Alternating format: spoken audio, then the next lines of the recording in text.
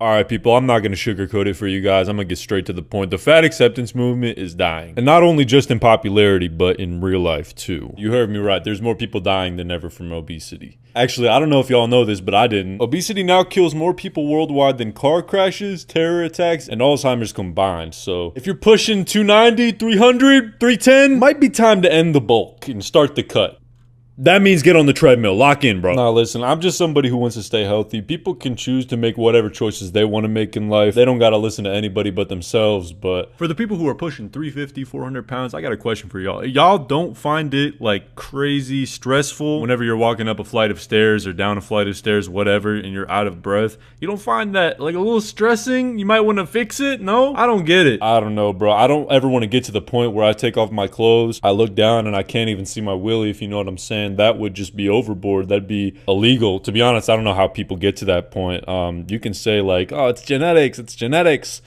I don't know, man. I don't know if daily trips to McDonald's is part of your genetics, bro. I think you just gotta lock in. And that's exactly what this fat acceptance movement tells you not to do. Don't lock in. Don't actively try to work on yourself. Dodge the gym. And then let's all group together and then shit on celebrities who are telling their fans to work on themselves. It's basically like a death cult. I don't know how else to phrase it other than just a big group of fat people online telling you, eat and complain. I don't see them ever doing anything else. Like, they never make any good points. So that's like why I talk about them so much, because it's just low-hanging fruit by this point. But now we're starting to see some outcomes from this wave that aren't too pretty. Like this one. This person used to be a part of the movement. Now she's saying how the fat acceptance movement nearly killed me. Of course, you got the dwellers on Reddit who are summing this whole wave up perfectly. This guy said, the body positivity movement used to be for burn victims, amputees, and disabled people. Now it's been corrupted and overrun by obese people who want to justify their incredibly unhealthy lifestyles and calling anybody who tries to suggest they better themselves fat phobic and bigoted.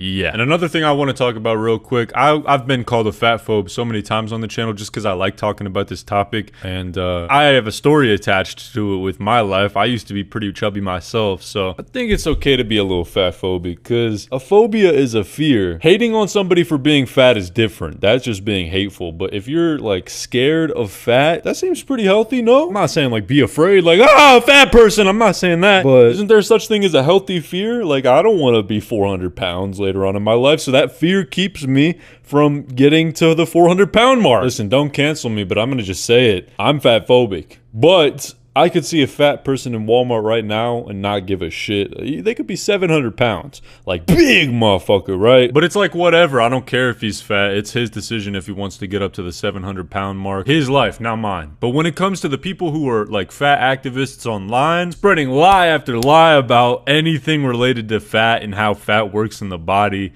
and just gaslighting people, coming up with these delusional arguments. Like, bro, these people have to go. And I don't mind helping with that, because it's getting ugly, as I've said. And now we got the LeBron of the fat acceptance movement talking about how restaurants need to make some accommodations for fat people. If you've ever been uncomfortable in a restaurant because of your size, I know the struggle, and that's why I'm making today's video. Today's video is all about how restaurants can be more size inclusive and accessible for people of all sizes and abilities. With this video, I hope to educate some restaurant owners so that they can make their restaurants more size inclusive and accessible. Here are my 10 solutions for how restaurants can create a more inclusive environment. Solution number 1, comfortable seating. Restaurants should provide spacious and sturdy chairs without armrests so that people of all sizes can dine comfortably. Solution number 2, flexible table arrangements. Offer adjustable table configurations with ample space in between so people in larger bodies can navigate everything comfortably. Dude, they want to eat bad.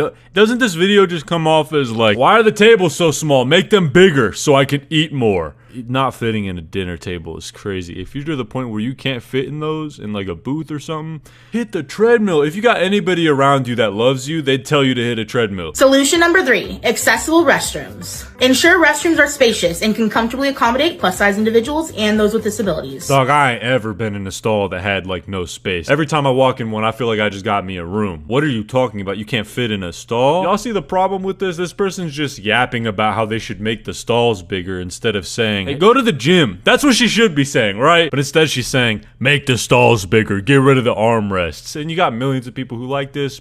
The internet is crazy, bro. Solution number 4, reservation flexibility. Allow guests to request seating preferences during the reservation process. This will allow people to choose seating that suits their needs. Solution number 5, provide key information on your website. Provide key information like table configurations, seat dimensions, chair weight capacities, and more on your website where it's easily accessible. Solution number 6, ensure that your tables are not secured to the ground. Make sure they can be moved to make room for individuals who might need more space. Solution number 7, offer more room in booth seating. Make sure that there's plenty of space to move around between the table and booth seat. This will ensure that people of various body sizes can sit there and be comfortable. Solution number 8, staff training. Train staff on what type of accommodations can help plus-size individuals have a better experience. Solution number 9, outdoor dining. If you've got an outdoor dining area, make sure you have some chairs without armrests. And opt for chairs that do not have metal grating. This is a small change that can create a more open and inclusive atmosphere. And last but not least, solution 10, showcase photos. Consider showcasing photos of your typical seating and table setups on your website. It helps people plan ahead and sets the stage for a comfortable and welcoming dining experience. And these are just some of the ways that restaurants can become more size-friendly and inclusive. Hey, you forgot solution 11, bro. Lock in and lose that damn weight. I got one question for the people watching. Which outcome seems like the better one? A world full of people that are super fat and complaining about stuff, moving around spoiled as hell like the Wall-E movie, or a world full of people who stay in shape and stay active? I don't know. That's usually also like the type of people I tend to surround myself around more. The people who go to the gym, people who I shoot hoops with, just because I can keep on with my habits and have more fun with them. I can hit the gym with a bro. I can play basketball with a bro. I got people around me in my life that I can do healthy habits with. And it's better for myself because overall, I'm probably going to live longer. I'm going to have more energy throughout my days. It's just more convenient for me, you know? Way more benefits than just letting myself go and not dieting properly or doing anything to eat healthy or get active. I don't know, bro, because I've done that. And I'm not that into it anymore because I just feel cooped up and tired.